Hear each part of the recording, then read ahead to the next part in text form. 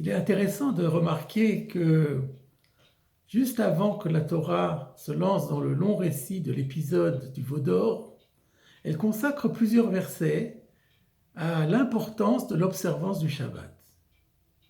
Et juste après ce long récit de cet épisode du veau d'or, depuis la brisure des premières tables avec l'arrivée des secondes tables, juste après, eh bien, la Torah nous donne le commandement, institue les 3 fêtes de pèlerinage et elle revient encore une fois sur la mitzvah du Shabbat.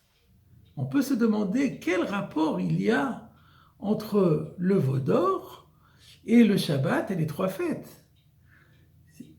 Quel est le message que la Torah, à travers cette proximité, veut faire passer?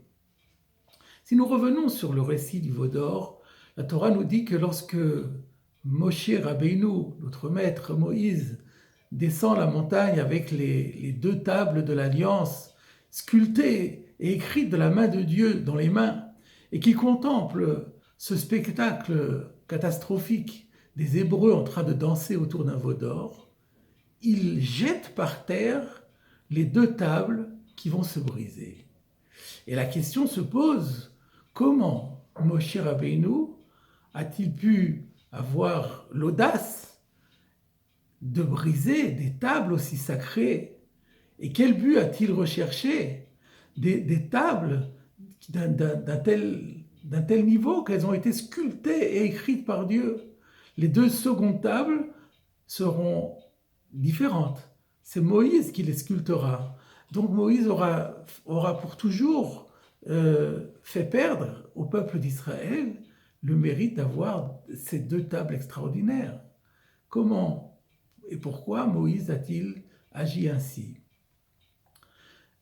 La question est d'autant plus forte que le Talmud, dans Menachot, page 99b, nous dit que les derniers mots de la Torah qui font l'éloge de Moshe et qui disent tout ce que Moshe a fait, le Ene Kol Israël, aux yeux de tout Israël, se réfèrent justement à cet acte par lequel Moshe Rabbeinu a cassé les tables.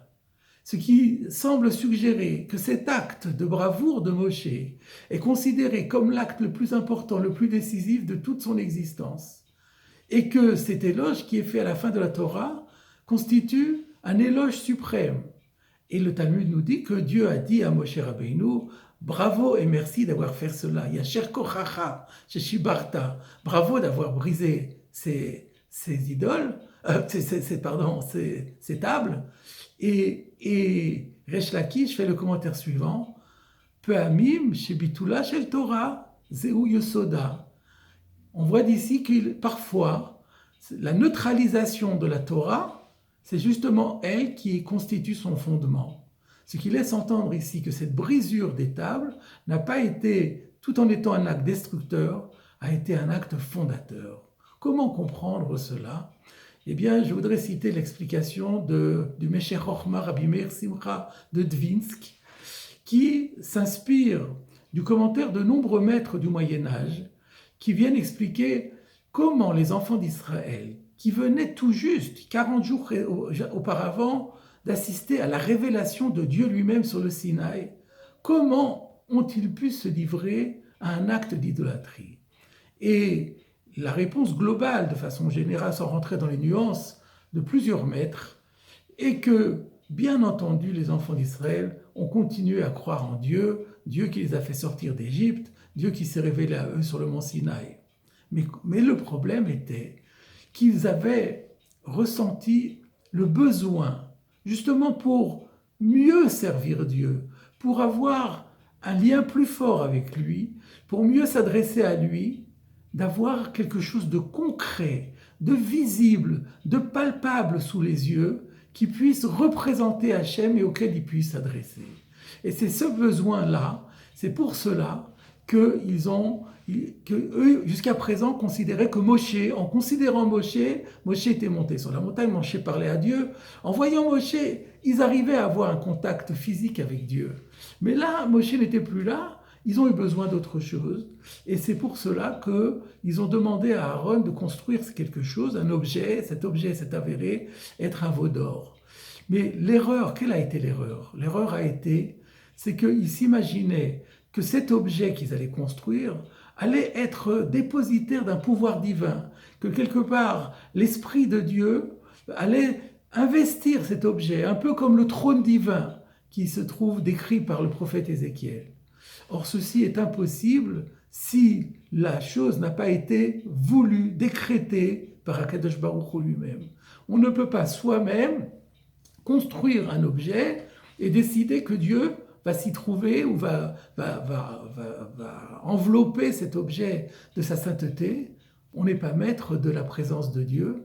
Et là, donner à cet objet, attribuer à cet objet des pouvoirs divins, c'est une forme d'idolâtrie, et c'est ça qui leur a été reproché.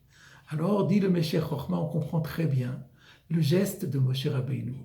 Moshe Rabbeinu s'est dit, si je viens et que je leur donne ces tables, mais ils vont dire, ah mais c'est formidable, nous avons maintenant l'objet que nous recherchions, donc nous allons nous défaire de ce veau d'or, et nous allons maintenant adorer ces tables. Donc on n'a rien gagné, l'erreur au contraire va être encore plus forte qu'auparavant.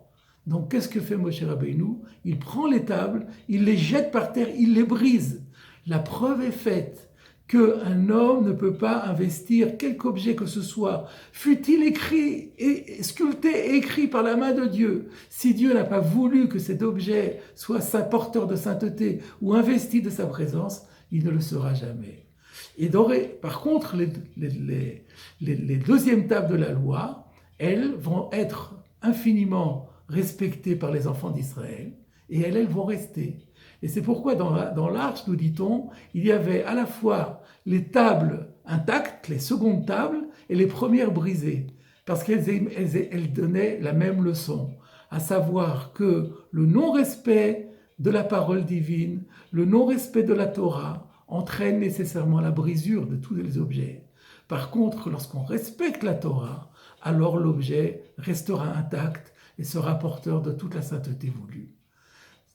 Nous poursuivons cette idée, le Rav Borodiansky, qui est le Mashgiach de la Yeshiva de Kol Torah, propose de répondre ainsi à la question que nous avons posée d'entrée, à savoir quel lien il y a entre cet épisode et le Shabbat et les fêtes.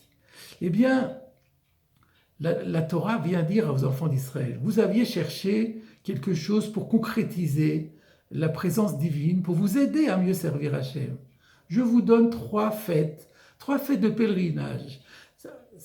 Lors de ces fêtes, lorsque le temple sera construit, tout Israël, chaque homme en Israël aura l'occasion de monter à Jérusalem, de se présenter devant le Beth Amikdash, de voir même les chérubins sur l'arche sainte et de se prosterner devant Dieu. Ils auront cette possibilité, cette faculté de concrétiser cette présence divine. Aujourd'hui aussi, nous avons des Bate Knesset, nous n'avons plus de Beth Amikdash. Nous avons des Bate Knesset qui sont aussi quelque part des lieux saints et qui nous permettent de concrétiser une certaine présence divine. Mais la Torah ne s'arrête pas à cela et elle dit, on n'a même pas besoin d'objets. Prenez par exemple le Shabbat. Le Shabbat, si vous vivez le Shabbat comme il se doit, c'est-à-dire si vous ne travaillez pas le Shabbat et que vous rendez hommage à Dieu qui a créé le monde et qui s'est reposé le 7e jour, et qu'en plus vous faites de ce jour un jour de festivité, un jour de festin, de beaux repas, où on est bien habillé, où on célèbre Akadosh Baruch Hu, vous allez voir que ce vécu d'un Shabbat authentique va vous rendre la présence d'Akadosh Baruch Hu infiniment palpable. Et voilà, mes chers amis, la leçon que vient nous adresser cette proximité entre le veau d'or, les fêtes et le Shabbat.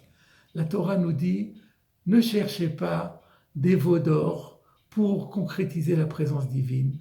Rien ne vaut un beau Shabbat vécu dans l'authenticité, dans la profondeur et dans la joie. C'est l'occasion de vous souhaiter Shabbat Shalom.